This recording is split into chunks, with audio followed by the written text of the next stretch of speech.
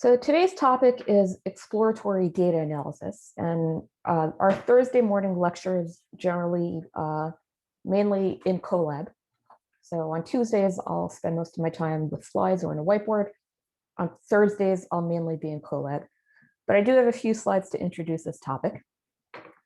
And this is a really important topic, actually. In fact, if there is one thing you take from this entire semester, I want it to be this. Okay, what does this mean?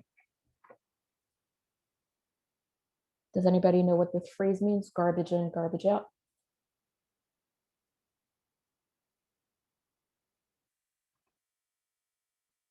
Okay, Evan says, bad data, bad results. No, I am having a, let's see, issue with my slides. Give me a second. There we go.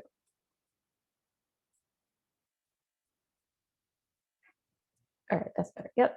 So exactly, garbage in, garbage out. If you use bad data to train a machine learning model, you'll only ever get bad predictions out of that model. In machine learning in particular, there's this kind of extra insidious issue, which is since you're often testing on the same data or data from the same source, not literally the same data points, but your data to train the model often comes from the same source as the data used to evaluate the model, which means that the same problem might be present in the testing data as well. And so you often won't even realize that there is garbage going into your model until you're trying to use it in production. And then you're wondering why it doesn't do well. Now, last week we talked about machine learning as a leaky pipeline. If you remember, we ended our presentation on Tuesday morning with this image from Boaz Barak at Harvard. And we said that, we like to think that we're training machines to understand the world, but really we know it's several levels removed from that. So ideally, we're trying to design a system that interacts with the world and then understands whether those were favorable or non-favorable interactions. But in actuality, most often, we're not training the machine on actual interactions with the world, but on some sort of benchmark task. So this is the first part where data becomes a problem. Right? When our data does not represent the world that we're interested in interacting with, or if there are problems with the data that are not there in the real world. And that's a major source of what we can think of as leaks in this pipeline between ideal performance on reality and actual performance on our system. So that's the first part where data can really matter. The second step, this might surprise you, that's not the only place. The second part of this leaky pipeline we said was generalization. So ideally, we think we're at least training our machine learning system to do a good job on the benchmark task and whatever metric we define to go along with it. But in actuality, what we're training it to do is to minimize loss on a training set. And some kinds of data problems can actually create a scenario where although you've minimized loss on the training set, you haven't actually done a good job on your overall benchmark task. So in other words, your system doesn't generalize to non-training data. So we'll see a few examples today of how this works. Let's start with some examples of bad data. Okay. So suppose I'm going to perform some data analysis on PubMed. PubMed is a repository of published medical science research articles. And I want to learn more about which authors are most cited. Are they, most often very young authors who have only been working in the field 10, 20 years and are really kind of like exciting? Is it mostly older authors who have written the classic papers and published them 50 years ago? So we want to do some data analysis to identify the year of first publication for 100,000 most cited authors. Okay, what do I expect this would look like? So suppose I would make a plot here. And on this axis, I'll put year of first publication. And on the other axis, I'll put number of authors. Move this over.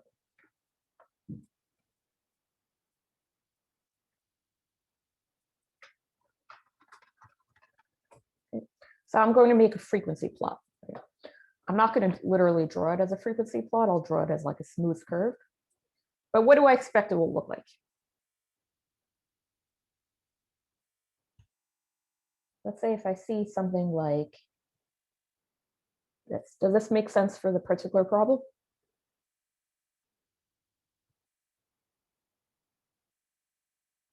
We're looking at the year of first publication of the 100,000 most cited authors in medical science. Would I expect that to look like this?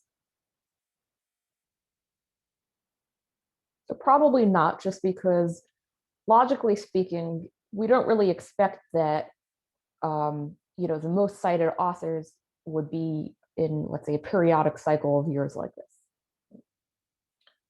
Let's look at a real example. So if you try and collect this data and plot it, it will look like this. Does this look more reasonable?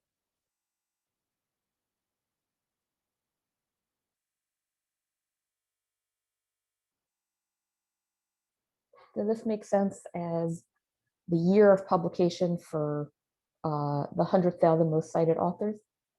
So let's try and tell a story about this plot. What does this plot tell us about who are the most cited authors?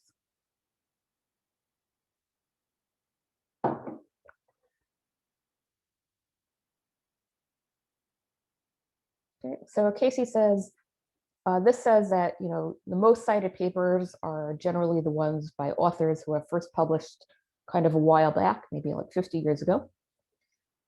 And there is a little burst around 2000. What could possibly explain that?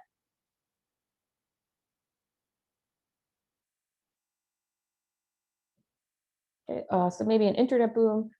Maybe it became much easier to publish papers then. Maybe there was a massive advance of medical science and spurred a lot of papers. So it's probably pretty easy to come up with an explanation for this like burst around in the early 2000s, right? We can all think of reasons why, let's say, most of the most cited papers are by authors who started publishing 50 years ago, but maybe there's a kind of burst that happened in the 00s, right? Well, actually, the true distribution should look something more like this, which is similar to what we've seen before, but we still have this part here. And then we have the situation here where it doesn't fall off as fast. It's a little flat over here, starts to fall off here, and we no longer have this burst around 2000. The explanation for the burst around 2000 is if you just grab this data from PubMed, and it's widely available, so it's fun to play with. If you grab this data from PubMed, you'll find that if you look at the author names, they're not necessarily standardized, right? If you look at research papers, depending on how they're published, like what type of venue it's published in, sometimes the authors might have full names attached to them. Sometimes they might have just first initials and then last names. Right? And this is exactly what happened here. Up until 2002, PubMed used first initial only, and then last name. And starting in 2002, it started using full author first names and then last names, which means that if you look at papers published after that, it looks like they're coming from entirely new authors. So it's like there is this new burst of authors. So this is actually what's known as an artifact. It's something that's not a real feature of the underlying data, but is a result of the way the data was processed. And what I think is a little scary is how easy it is for us to come up with logical explanations for the artifact, right? We can all think of many reasons why this might actually be a true representation of the question we're trying to answer. So this highlights one of the first problems I wanted to talk about, which is you can't necessarily expect to find problems with data just by looking at the results. Problems with data are not always going to appear by, you're not always going to get a Python error when you try to process that data. You're not even always going to get completely unreasonable results when you use the data, but you're actually going to get a totally wrong answer to your question. And it's kind of very insidious and difficult to find. Here's another example. So data like this was widely used to point out what people thought was evidence of anomaly in the 2020 US presidential election. And this data comes from actually the New York Times website. So on election night, the New York Times has a data visualization dashboard where they show the current state of the presidential election in each state. And some people realized that you could actually access the underlying data that was used to power the visualizations. So the visualizations were pulling data from these JSON files, and you could directly download the JSON files. And some people took a look at these and said, hey, there is an anomaly here. Does anybody know the anomaly I'm referring to? It's got a little bit of media attention. So does anybody know?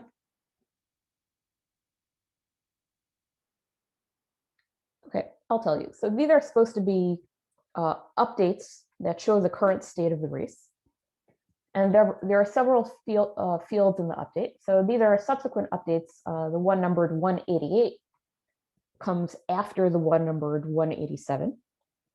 And you could see that from the timestamps, they're supposed to come afterwards. And then there are fields that indicate the total number of votes. So the total number of votes so far in the presidential election. And then what share of votes, what share of those votes were for candidate Trump and what share of those votes were for the candidate Biden. Now, if you take the vote share numbers given here and apply them by multiplying them to the total votes field, you should get an estimate of the number of votes each candidate had up until that time. So we should be able to say that at 407, candidate Trump had 0.566 times this many votes. And at 408, candidate Trump had 0.56 times this many votes. Any problems so far?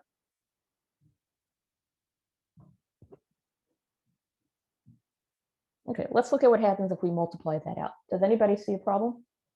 So this is from the first update. It's the total number of votes. The share for candidate Trump times this number is about 1.689 million, and the share for candidate Biden times this number is, let's see, about 1.253 million. And here are the numbers from the second update. Does anybody see the problem?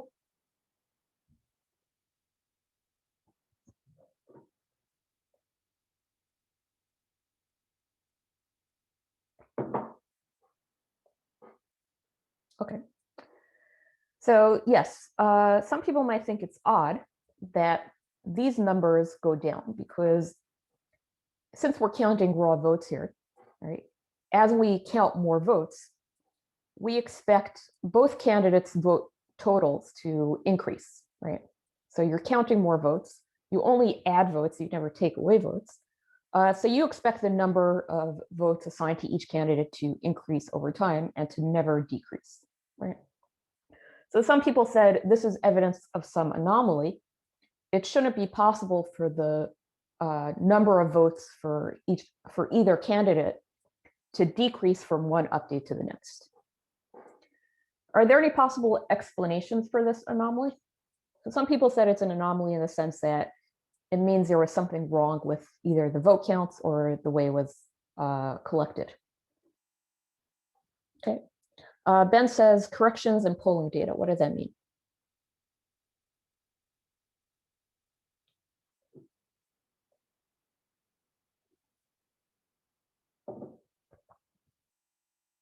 Okay, so initial reports may not be complete or accurate. Yes, that is one good point. So there was some kind of widespread misunderstanding about where this data came from and what it meant. At first, the people doing this sort of analysis somehow believed that this data was a direct feed from, let's say, vote counting machines, which it's not. So they thought that, okay, it comes directly from vote counting machines. The total should never go down, it should only ever go up. But that's not actually where the data comes from. As Ben said, it's actually a process that's very subject to error. So here's a little bit of a description about how the Associated Press collects data on election nights, and the way Edison does it is very similar. They hire kind of temporary reporters, they're called stringers, and they hire them to go to the precincts or the counties where votes are being counted on election night. And their job is basically to keep asking the county clerks or the other election officials, do you have a new batch of votes? Have there been new votes counted? Can you tell me the latest numbers? So they're there in person. And whenever they get an update, they pick up the phone and they make a phone call to what's called a vote entry center by AP, and Edison has something similar. And then someone in the vote entry center types in the update. There are actually some other ways to get data. So this is officially the AP process. I'm not sure if they also do what Edison does. But in addition to the stringers at the county election offices, they also have people who are just looking online at state and county websites to see if they've been updated. They have people monitoring fax machines, literal fax machines, to look for results sent by counties, cities, towns. And they also have people who look at other news sources for results that are not yet in the system. So they have lots of people looking at many sources of data at once and then manually entering it into the system. Now, once you understand that, it's very easy to see how this can be subject to error. So it's not unusual for vote counts to be corrected, either because somebody made a typo in typing in a result, or because some votes might have accidentally been double reported. So maybe one person reported votes from a county election office, and someone else might have reported votes for a city, but those city votes were already included in the county. So the vote totals are constantly being corrected. Once you understand this, it no longer seems very strange for these numbers to decrease. Numbers can decrease if an error is corrected, either a typo is corrected, or if some votes were double counted by the Edison analysts incorrectly. Casey points out another issue, which is this methodology of just taking this number and multiplying it by the total vote count is wrong. So when we would say this is a total vote count and this is, let's say, the share for a candidate, what we actually mean is, well, this number, the share for the candidate, could be anywhere from 0.59550 times this, or 0.5, no, that's not right, 0.5695,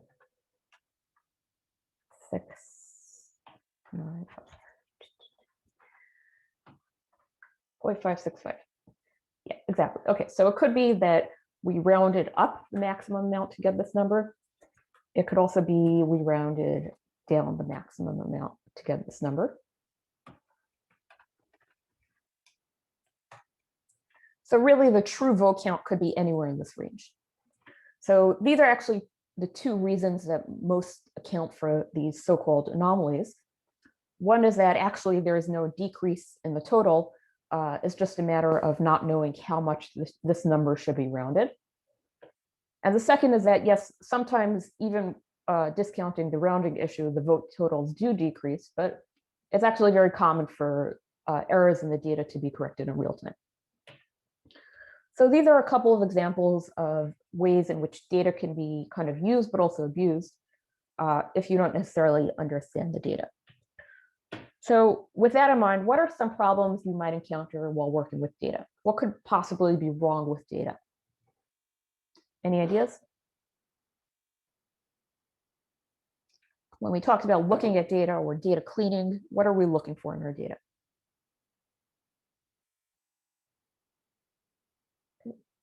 So it could be corrected to begin with. What does corrected mean? It could be inputted incorrectly. So there could be mistakes. It could be in a confusing format. What else? Okay, Disha, what do you mean by quality of data? So what is good quality data? What is bad quality data?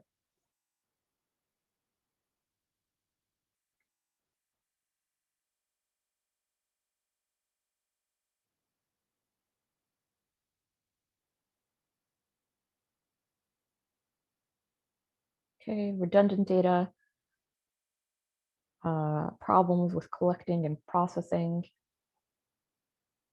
Okay, how do we find these problems in our data? What can we do to look for problems? So obviously, if you try to load a data file and you get an error message that it doesn't work, right, then you know there's some problem. But assuming you're able to load in the data, like let's say you have some spreadsheet, how do you know if there were problems? Okay, so we can do some sort of analysis, summary of data. What are we looking for? So what kind of things are we looking for when we're doing that analysis? I open a spreadsheet. What am I looking for? Elena says, look for outliers. What's an outlier and how should I handle it? Okay, and then I'm going to ask the same question about missing values. How should I handle missing values and how do I detect them?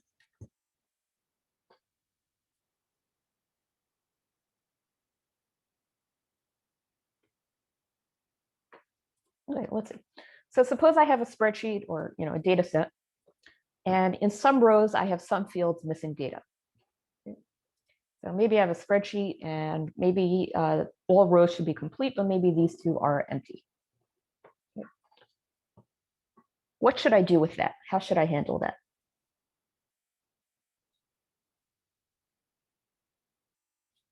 So suppose I have a spreadsheet where some rows are missing maybe just a few fields. What could I do with that? Do I have any options? Should I just give up on the problem?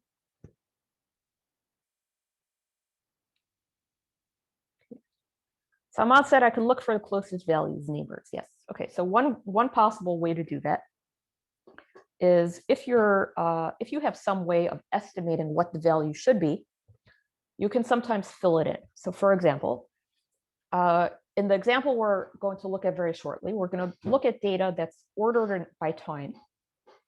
And one of the fields in the data is the temperature. So the outside temperature, the weather, basically. And we have a few rows that are missing that temperature field.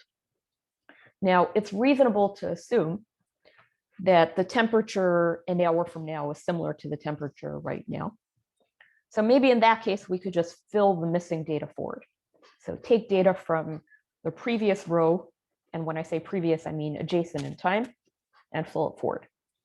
Similarly, if we have another field, maybe we don't have time data, but maybe there's something else where we can use the existing data to figure out what should be that missing value. So you could, for example, maybe train a model on the rest of the data, but train the model to predict the field that has some missing values, and then use your model to predict it. This is, of course, not perfect. And there could be something wrong, but in many cases, it would make sense to do this. What if I don't have any way to estimate what the missing value should be? What can I do then?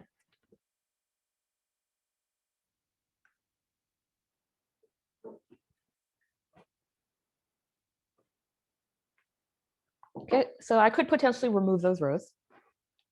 That might be reasonable, especially if it's a small number. Something else we might sometimes do is just fill it with a mean value. Yeah, exactly. Like Srishi says, use a default. We generally don't want to fill it with like a 0 or something like that, because that could be an extreme value that could throw off everything else.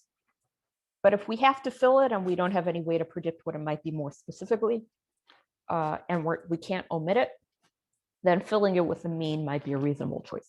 Now, of course, if you have a lot of missing data, you don't want to fill it all with the mean. That would be a separate issue. But a few small things, you can either try to predict what it would be, fill it forward, or fill it with the mean. Okay, another issue we mentioned is outliers. Okay, some people gave some definitions of what they say outliers are. Some that are, let's say, data points that are far from the line of best fit. That's actually kind of difficult to even understand in high dimensions. In high dimensions, so if you have many columns, it can be very difficult to actually identify outliers. What should we do with outliers? Okay, observation 3 standard deviations away.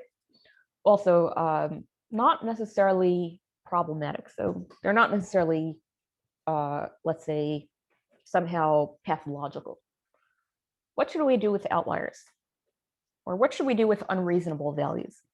Sometimes you have a value in a data set that's unreasonable, like it exceeds the maximum allowed value or is less than the minimum allowed value.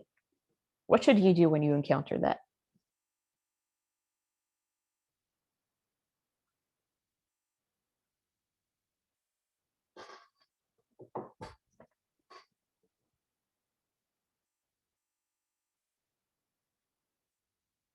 Well, I'll tell you what not to do.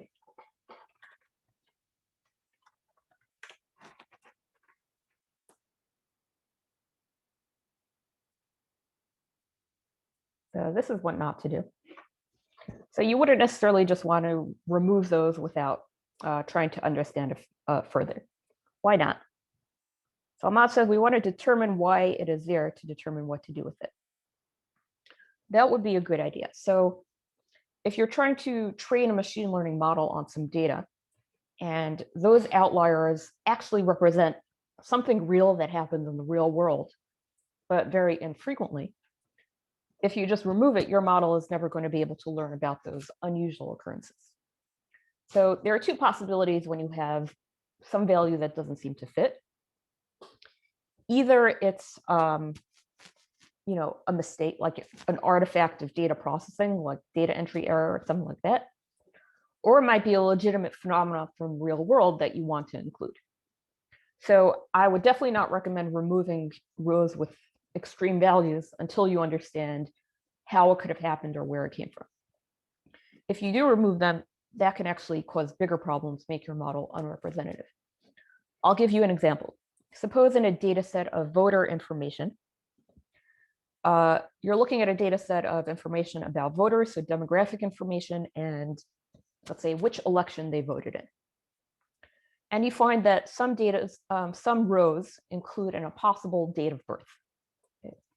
So there are some rows in which, let's say, the date of birth is only a few years ago, which would make the voter like a child. That's obviously not possible. And maybe you also have some rows that make the voter 120 years old. So the voter record says that the voter was born in 1900. What should you do with those rows? What could be a possible explanation?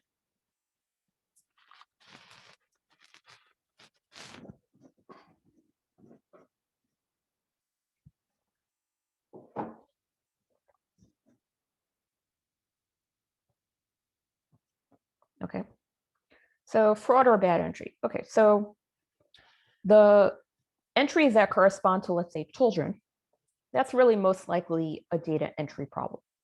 So someone typed wrong, or someone wrote something wrong, or maybe a handwritten form was read wrong by a computer. And so the date of birth is registered wrongly in the system, right? So if you have, let's say, a very young voter, a child voter, in that case, if you're planning to use that age field, probably the best thing to do would be to omit those rows. On the other hand, what would you think if I told you that there were several hundred voters in the voter record, all with a date of birth of January 1st, 1900? Do you think it would be a good idea to just omit those rows? Okay, so if you have several hundred of them, that's probably not a data entry error.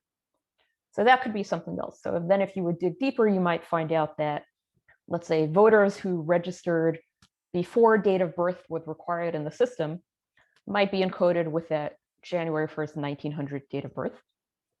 If you remove those rows, then when you train your machine learning model, your model is going to have kind of skewed predictions because it's not taking into account any voters who registered very early on before date of birth was required. So when you have these extreme values or unreasonable values, sometimes it makes sense to remove some of them if you can identify that they're definitely a data entry error and there's not many. But sometimes if you just remove them, you could just skew the output of the entire model. Okay, what are other problems? Sometimes when there's missing data, it's encoded as 0. That's terrible because 0 is a real value, and you don't necessarily, know the difference between data fields that are legitimately 0 and ones where they're just missing and encoded as 0. That's terrible. Sometimes you have fields where different rows might be represented in different units or different time zones, right? For example, very often if you have, let's say, a field, numerical field from, let's say, measurements of a scientific experiment, you might find that, let's say, some rows will be in meters, other rows might be in millimeters. If you treat them all the same, the millimeter values might seem extreme just because they're in different units. Sometimes you have the same data represented in several different ways, and you need to figure out a way to unify the data. Like, for example, in the PubMed example we just gave, the names were represented several different ways in the data set.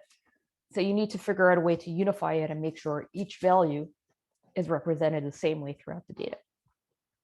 Okay, Thrishy said another problem can be data did not come from the intended sample. Let's talk about that. So sometimes you have not necessarily rows that are missing some fields, but rows that are missing completely from the data set. What do I mean by that? Well, maybe you think the data set is complete over some domain, but it's not. For example, suppose I have a data set that's supposed to record the number of students entering NYU buildings for every hour of every day.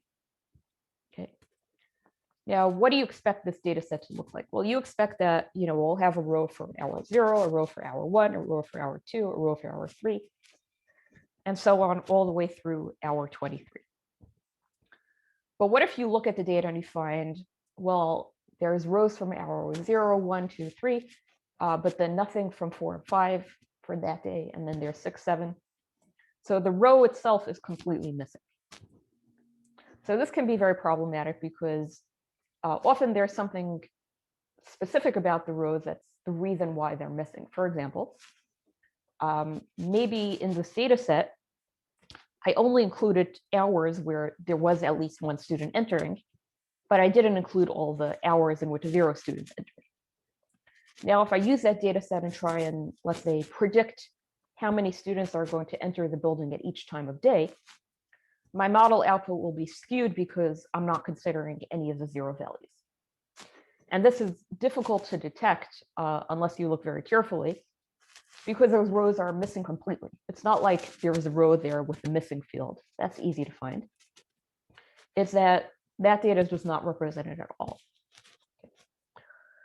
Another example is when data is not sampled evenly. As Rishi says, data did not come from the intended sample. I'll give you an example of this. The city of Boston, a while back, put out a smartphone app that uses accelerometer and GPS data to detect potholes and report them to the city automatically.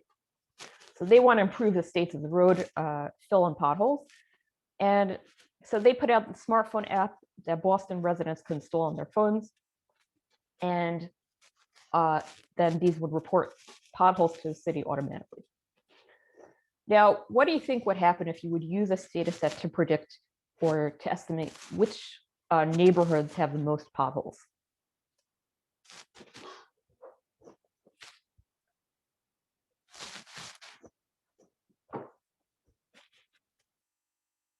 So what if I told you that the neighborhoods with the most potholes, so this was automatic, right? So as long as the app is on your phone, it will report potholes automatically. But actually, the results of their analysis showed that the neighborhoods with most potholes were the high-income neighborhoods, which is very surprising. And that's because the low-income neighborhoods and neighborhoods with older residents were much less likely to have a smartphone or to have installed the app. So the data was not at all representative of the frequency with which potholes appeared in different areas. Exactly. So neighborhoods with more young people or neighborhoods with higher income people were more likely to have installed the app and used it. Another example was following Hurricane Sandy, which was a major hurricane that hit the New York area a while back. There was a data set of tweets about Hurricane Sandy and the aftermath that was used for some data analysis about the hurricane. But the tweet data set made it look like Manhattan was kind of the center of the disaster because most of the tweets about Hurricane Sandy were coming from there. When there are neighborhoods along the shore, like along the shore of Brooklyn for Rockaway, that were hit the hardest. Why would that be? Well, the hardest hit neighborhoods didn't have power and didn't have cell phone service. So if you would look at the tweets about Hurricane Sandy, you weren't sampling according to how hard neighborhoods were hit. You were sampling who was hit by Hurricane Sandy but still had power and cell phone access. Okay, what are other problems here? Well, I'll give you another example of, let's say, not even samples. This happens a lot if you're working with Twitter data. So Twitter data is often collected using the Twitter API. And terms of use of the Twitter API say that if you collect a data set from Twitter and use it in your research, you're not allowed to share the actual tweets, like the text of the post. You can share the message IDs. And then let's say if I did some research on a data set and another researcher wants to reproduce my research, I can post the list of message IDs on my website. The researcher can download the list of message IDs and then use the Twitter API themselves to get the actual text. What's the problem?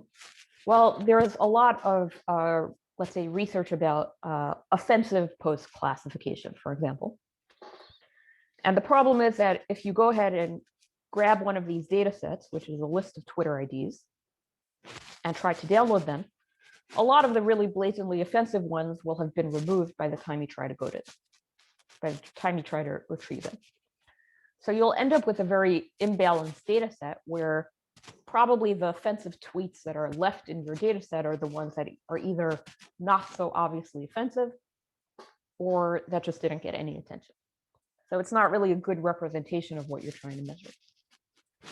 We also might have data set where the data or the labels reflect human bias. We talked about this a little bit on Tuesday.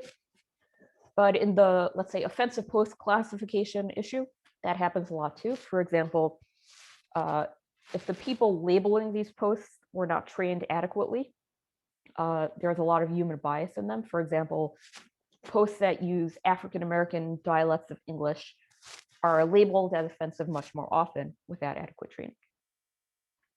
Okay, there's a couple more problems I want to talk about. What is data ethics? So this can be very problematic if data is collected from users without their permission. For example, there are some issues not long ago where it turned out that IBM had collected a very large data set from Flickr that it was using to train facial recognition systems, but the photographers had not necessarily given permission for the photographs to be used for that purpose. So anytime you're using some data where, even if the data is publicly available, you can't necessarily assume that you're authorized to use it for a particular purpose. So there are many such data ethics fields. The last issue I want to talk about is data leakage, which I have a whole separate thing about. So what is data leakage? Does anybody know?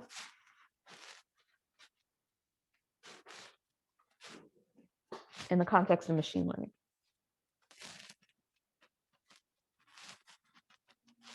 So in machine learning, we said on Tuesday that we train models on a training set of data, and then we evaluate their performance on a data set that was not used in training. Data leakage is when there is some information from the training set or information about the label we're trying to predict that kind of leaks into the data we're using for testing. This is called data leakage. So what are some types of data leakage? Well, one type is learning from adjacent temporal data. I'll give you an example of this. Suppose I'm training a model to do human activity recognition. So I have a data set that looks like this. I have accelerometer data from a bunch of people who agreed to wear an accelerometer and record it while they perform certain actions. This axis is time, and the vertical axis is whatever the accelerometer measures. Okay. And so I have all this data. It looks like this. Each of these is, let's say, a different participant doing a different action.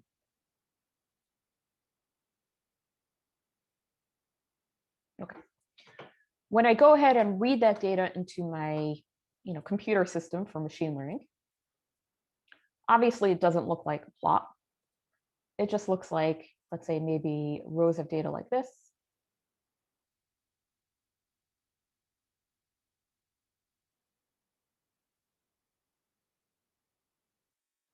Okay, so I might have, in each row, I might have, let's say, the label, so the action, which is what I'm trying to predict.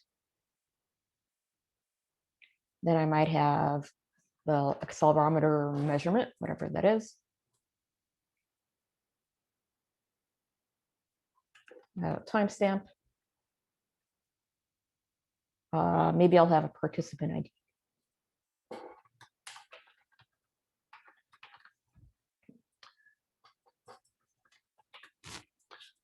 Now, what would happen if I would take this giant spreadsheet here and I would say, okay, I have all these rows in this spreadsheet. They represent this data. I'm going to select, these rows. These rows will be for my training set, and these rows will be for my test set to evaluate the data. What's the problem here?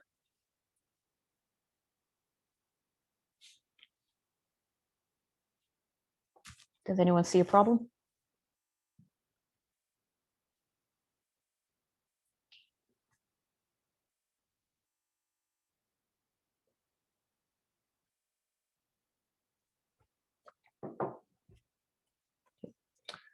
Well, the problem here is that I didn't tell you anything about how these rows in the spreadsheet are ordered. So what if this actually means that, let's say these rows of training and test data might actually mean that you're using these particular points in time shown in green as test and these blue points in time as training data. Does that seem like a reasonable thing to do?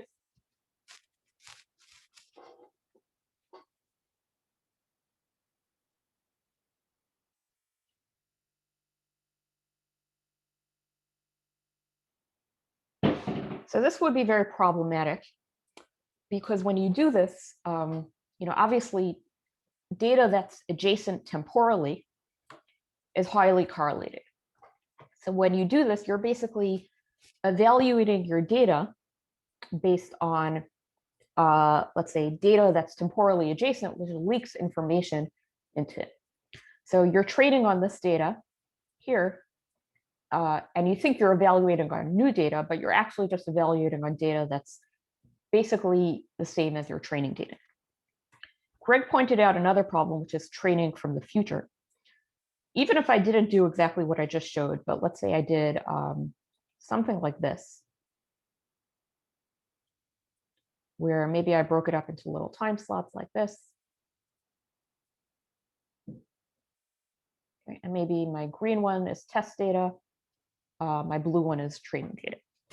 This is also not okay because I can't train with data. I shouldn't train with data from the future, right? I should only train with a model with exactly the same kind of data that will be available to my model in production when it's making predictions. And in production, I'm never going to be able to train my model using data from the future. I shouldn't do that in training either. Okay. So learning from adjacent temporal data is bad. Learning from future data is bad. Learning from duplicate data. Okay, here's an example. Suppose I'm training an email spam detection service, and I train it on, let's say, all emails received by faculty in the ECE and CS departments at Tandon over the course of a month. And I take all of the emails, randomly shuffle them up, put half of them in a training set and half of them in a test set. Is that a good idea?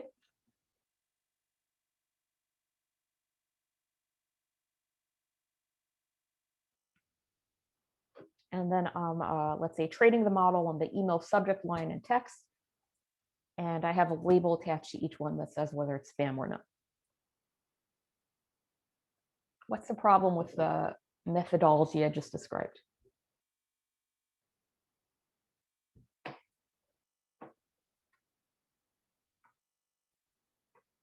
Well, what do you think are the, let's say, email subject lines you might see in this data set? Okay, so let's say question about fall ML course. That might be an email I would receive. And I'm going to put the recipient here. What other emails do you think I might receive?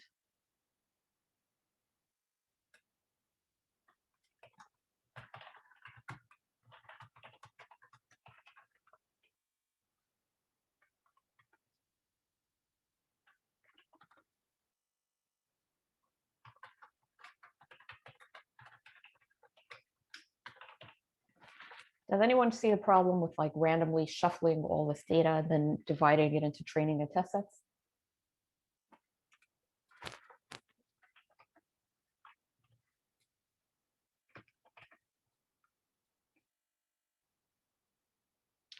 Okay, well, remember that we're including data from multiple faculty members here. Okay, so let's imagine some of Professor Selesnik's emails.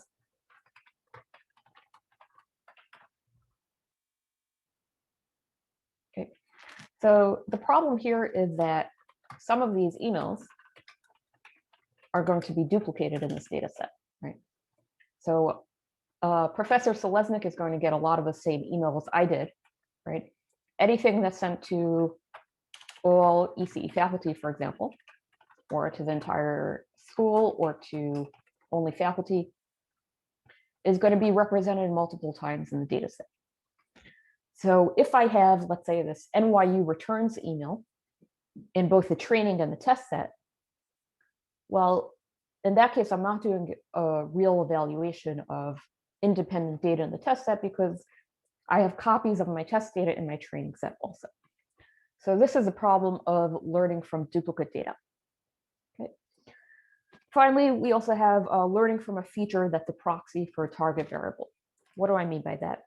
Well, sometimes, and this can be actually very difficult to detect, sometimes there's a feature in your data that's actually kind of not necessarily predictive of the data you're trying to learn, but as a consequence of the data you're trying to learn. So I'll show you an example. Okay. So this was something that came up in, let's say, spring of 2020. There were a lot of people who were trying to diagnose COVID-19 from chest X-ray images or other radiography like CAT scans. So as input to their machine learning model, they would use images of chest X-rays. And as their target variable, they would try to kind of have a model predict whether the X-ray was of a COVID-19 patient or someone who had either was healthy or had other kinds of pneumonia. Now, what was very interesting is that someone discovered you can take the data sets that people were using for this purpose, and you could take the data sets and process them so that there was a black box covering the entire lung portion of the X-ray. So on the top is the original image. On the bottom is the image with the lungs basically blacked out. And then you could feed the images in the bottom row to a neural network. And the neural network would be able to tell you which data set the image came from. What does that mean?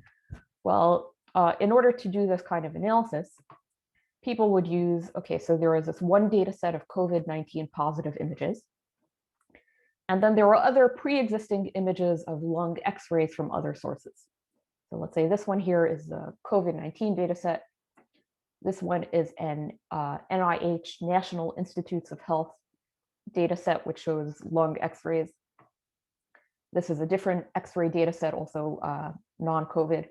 And this is an X-ray data set on Kaggle, also of lung X-rays.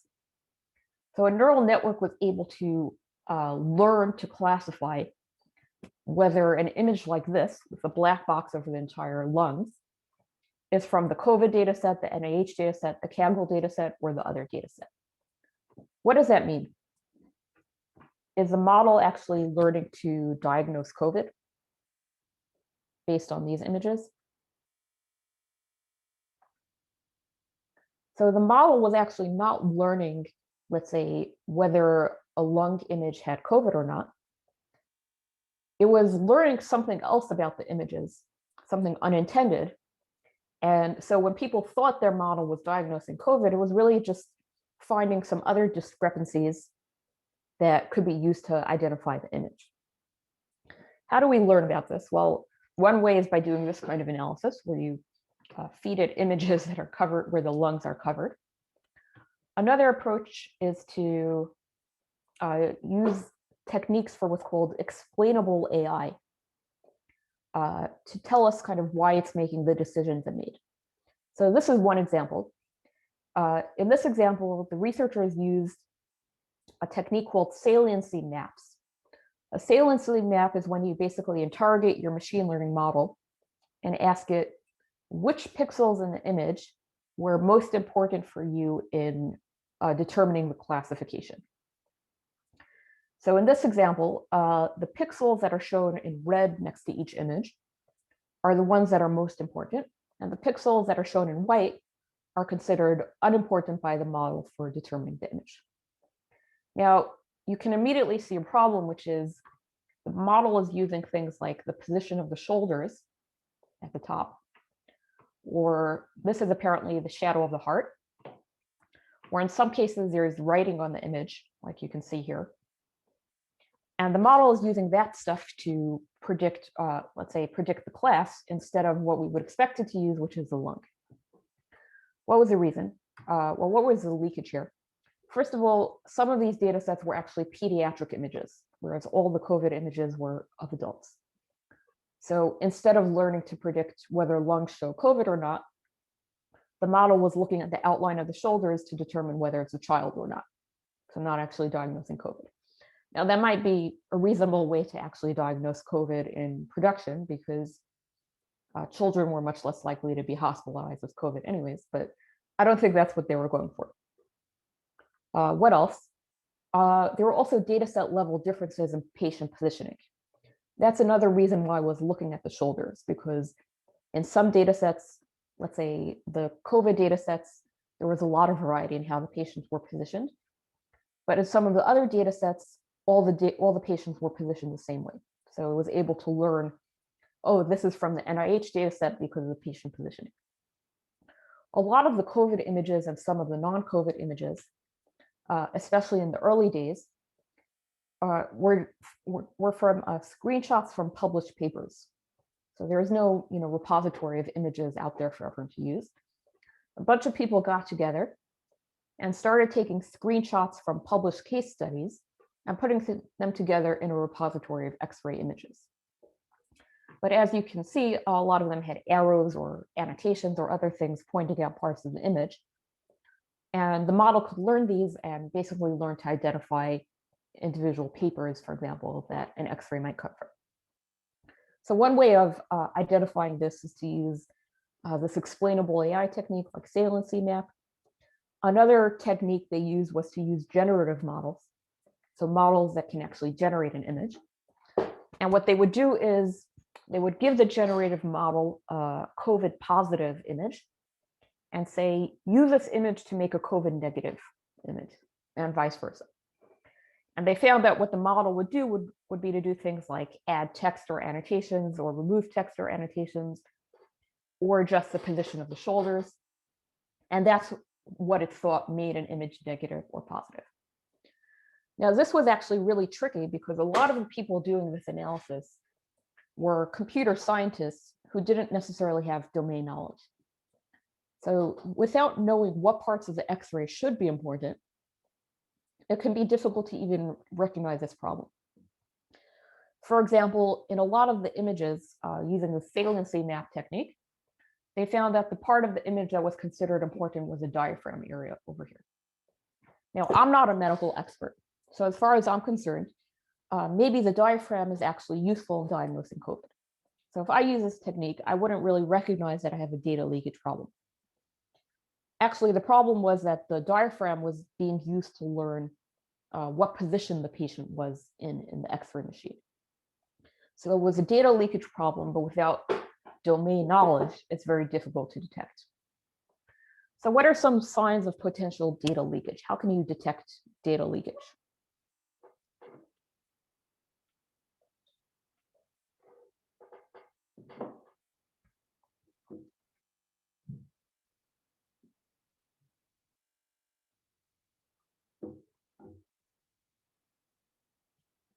Any ideas?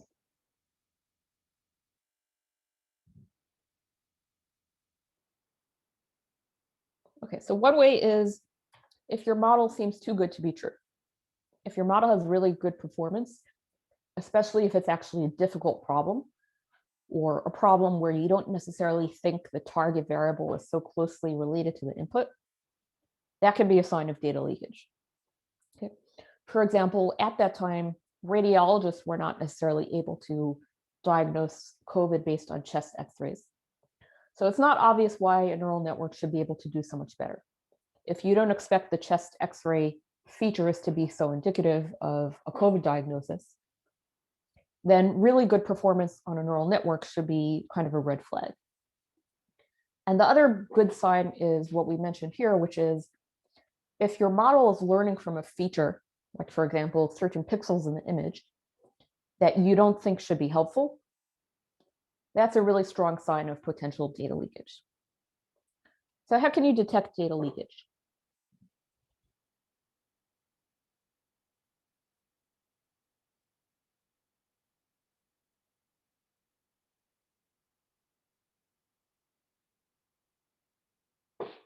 Okay, well, one way is exploratory data analysis, and that's what we'll look at in a moment. But honestly, it's very difficult to detect like that. You often don't necessarily find the problems until it's much later in the process, which is unfortunate because then you've potentially wasted a lot of time. So it's really important to study your data both before you use it, while you're using it, and after you use it. And at every stage along the way, you want to look for potential problems in the data leakage, and other potential problems. Explainable ML methods are really helpful, as we just saw with the COVID chest x-ray problem. So after you train a machine learning model, we like to try and interrogate the model and ask it to explain its decisions. And we'll look at that again next week.